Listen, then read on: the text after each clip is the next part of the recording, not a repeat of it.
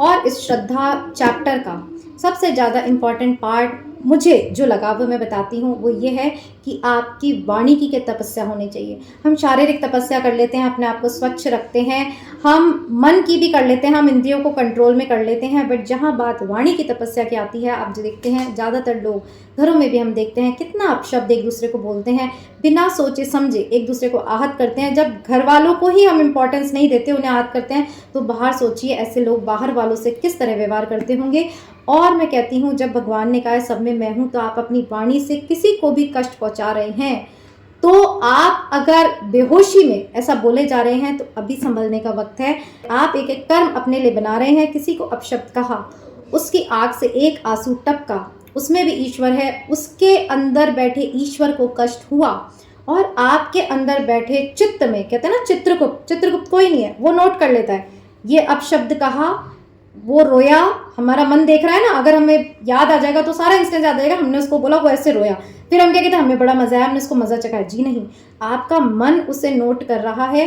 अब ऐसा ही कर्म जो आपने क्रिएट किया है वो आपके सामने फलित होके आएगा। कोई, अब वो तो पावरफुल नहीं है, आपके अधीन है, वो रोके चला गया, बट आपसे पावरफुल किसी को भेजा जाएगा। इसलिए तो एक कहावत है कि शेर को सवा शेर मिलता है, उसका यही मतलब है, आपसे पावरफुल कोई व्यक्ति भेजा जाएगा, वो एक आंसू उसने टपकाया, आपके अनगिनत आंसू निकाले जाएंगे, फिर हम रोएंगे।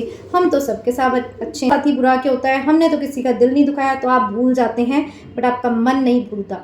अरे आप इस जन्म में भूल जाते हैं, तो पिछले जन्मों में आप क्या क्या करके आए हैं, आप कैसे याद रखेंगे बताइए। किसी जन्म में किसी का दिल दुखाया हो, किसी जन्म में किसी को अपमानित किया हो, आप तो भूल गए, इस जन्म में अच्छे हो गए, और अब वही लोग आके आपको कर्म का फल चुका रहे हैं, आप फिर उनसे बदले ले रहे हैं, फिर अपने कर्मों को बना रहे हैं। इसीलिए कहते हैं गीता पढ़ना में इसलिए इम्पॉर्टेंट है, क्योंकि ये कोई पास्ट की बात नहीं है, प्रेजेंट और फ्यूचर को सुधारने की बात है। जो कर चुके उसका हम कुछ नहीं कर सकते, बट अब जो हम कर्म बना रहे हैं उसके प्रति अवेयर हो जाए, ताकि आगे आने वाले प्रारब्ध को हम बदल पाए। किसी को आपके वाक्य को सुनकर कोई हतोत्साहित ना हो जाए, कोई दुखी ना हो जाए। अब यहाँ सोचने की ज़रूरत है कि हम किस तरह व्यवहार करते हैं। हम कहते हैं, हम तो स्पष्ट बोलते हैं जी, हम तो मुंह पर बोलते हैं, फिर चाहे अच्छा लगे चाहे बुरा। तो भगवान ने कहा है वही बोलो जो दूसरे को दुखी ना करे, शुद्ध ना करे, और जो दूसरे के लिए हितकारी हो, नहीं तो चुप रहना ही बेहतर है। आगे भी कहते हैं, सच्चे भाने वाले, हितकर तथा अन्य को शुद्ध न करने वाले वाक्य बोलना चाहिए, और वैदिक साहित्य का नियमित पारायण करना चाहिए, यही वाणी की तपस्या है। तो शरीर की तपस्या भगवान ने बता दी। अब देखिए सारा मतलब क्या, ऐसा क्या चीज़ है, ऐसा क्या ज्ञान है जो गीता में नहीं है, बट पढ़ेंगे तभी तो पता चलेगा ना। तो यहाँ शारीरिक आपको बता दी, शुद्धता कैसे होगी, उसे कौन सी तपस्या होती है। अब यहाँ वाणी की तपस्या बता रहे हैं कि सच्चे बोल होने चाहिए, मतलब झूठ नहीं होना चाहिए, भाने वाले। अब देखिए भगवान खुद कह रहे हैं, वो वाक्य बोलो जो दूसरे को सुकून पहुँचाए, शांति पहुँचाए, दूसरों के हित में हो, और अन्य को शुद्ध, शुद्ध मतलब किसी को आपके वाक्य को सुनकर कोई हतोत्साहित ना हो जाए, कोई दुखी ना हो जाए। एक संस्कृत का मुझे वाक्य याद आ रहा है कि सत्यम ब्रूयात प्रियम ब्रूयात, न ब्रूयात अप्रियम सत्यम। कि लोग कहते हैं ना हम तो सच बोलते हैं, तो सत्यम ब्रूयात मतलब सत्य बोलो, न ब्रूयात अप्रियम सत्यम, कि अगर सत्य भी किसी को अप्रिय लग रहा है तो उससे मत बोलो। ये इसे कहते हैं, जो कृष्ण भगवान ने कहा है कि शास्त्रों के परायण होकर वाणी का उपयोग करना। तो शास्त्र में लिखा गया है कि जो सत्य किसी को ठेस पहुंचाए वैसा सत्य मत बोलो। अब जैसे कोई बहुत अपना सुंदर बनकर आया है और आप उसको कह दोगे कि कैसे लग रहे हो तुम, बिल्कुल अच्छे नहीं लग रहे, तो एकदम से आपने उसे शुद्ध कर दिया, हतोत्साहित कर दिया, उसे दुखी कर दिया, उसके चेहरे का रंग उतर जाएगा। देखिए ये होती है शब्दों की ताकत। हम सोचते हैं ना हम शब्द यूं ही बोल देते, नहीं, किसी तीर का, कोई तीर निशाने पर लगे ना लगे, उस तीर से जो घाव होता है वो भर जाता है, पर वाणी के घाव ऐसे होते हैं वो कभी नहीं भरते। इसलिए मेरा पर्सनल ये रहता है कि मैं किसी को भी ऐसा कुछ ना बोलूं। अरे चलो कोई गलत कुछ कर भी रहा है तो क्या आपके समझाने से वो समझ जाएगा,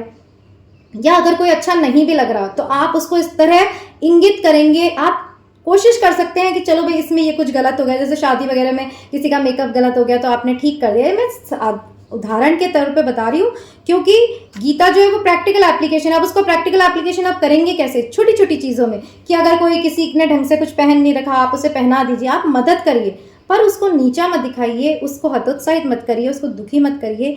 यही सारा प्रैक्टिकल एप्लीकेशन गीता का भगवान ने बताया है कैसे करना है, ये मैंने भी आपको बताया है।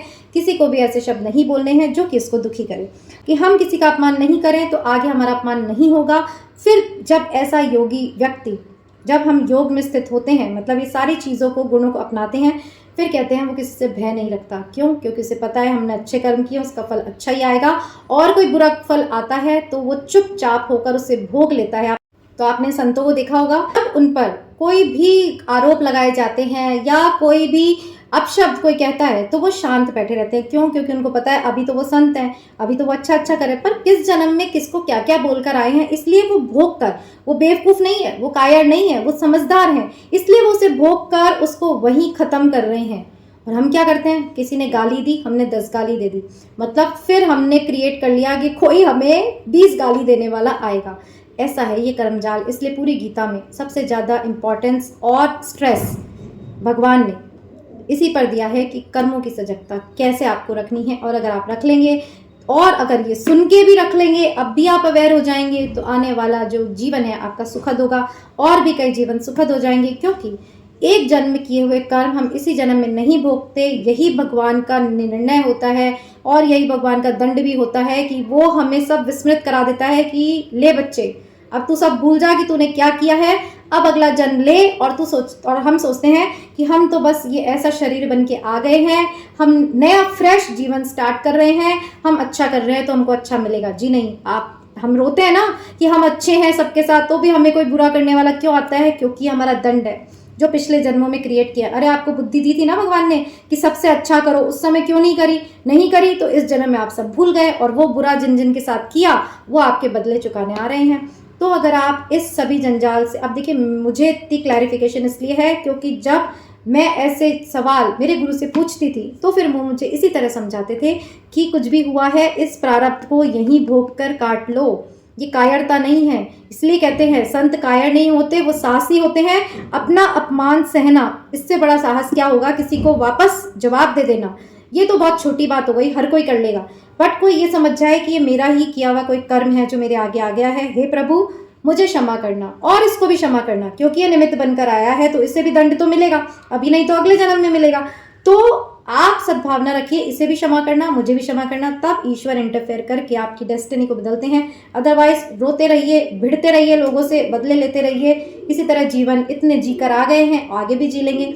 बट अगर गीता पढ़ते हैं, श्री कृष्ण की ओर चलते हैं, तो ये जीवन तो सुखमय होगा ही, आने वाला जीवन भी आपका सुखमय, पवित्र और शुद्ध होगा। सो होप आपको गीता का ये 17th चैप्टर जरूर पसंद आया होगा। चैप्टर छोटा था, व्याख्या मैंने लंबी इसलिए करी ताकि हमारे जीवन में इसका प्रैक्टिकल एप्लीकेशन हम करके इसको सही मायने में गीता को अपने जीवन में उतार सके। नहीं तो सिर्फ रीड करना और इसके ट्रांसलेशन को समझना, ये गीता पढ़ना नहीं होता है। इसीलिए हमने सीरीज चलाई। अब बचा है 18वां चैप्टर यानी लास्ट चैप्टर, उसमें मिलेंगे हम फिर यहीं इट्स मी मैं हूं पर। टिल देन अपना ध्यान रखिएगा। जय श्री कृष्णा।